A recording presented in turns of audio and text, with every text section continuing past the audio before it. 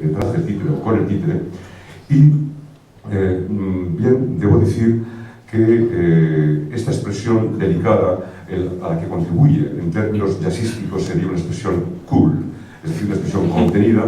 en la que, por supuesto, influye en toda esa tríada de personajes femeninos donde aparecen, como no, pues aparece Magdalena, Constantina, Sofía, con los textos de Ana Moss, con el tratamiento plástico de Anastasia Rinos, con la escenografía de José Menchero, y evidentemente con el posterior trabajo definitivo de Rafael Belquito, entramos en un mundo de una abstracción diferente, en las antípodas, muy evolucionado con respecto a aquella fuente. No obstante, y ahora quiero volver a las palabras de don Ramón de la Yután, esta vez a la tipa de Keith, también de 1919, donde dice: ¿acaso esta musa grotesca, ya no digo funambulesca, que con sus gritos espasmódicos irrita a los viejos retóricos y salta luciendo la pierna, no será la musa moderna? Es cierto que la musa moderna, de la que participa en estos últimos años de la vida de Mariona, no fue una musa grotesca.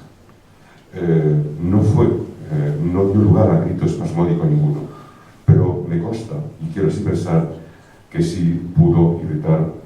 a esos viejos retóricos de los que habló Ramón. La expresión congelada de sus títeres, con todo lo que dimanó de esa musa peculiar, única de Mariona, puede verse en la villa guipuzcoana de Tolosa. No obstante, quiero pensar, y a pesar de caer como un viejo retórico, aún con el riesgo de saberme realmente un tanto putrefacto al respecto, debo decir que afirmo, manifiesto y digo que hoy, esta noche, aquí y ahora, la fuente demiúrgica que dio pie a estos títeres, una fuente que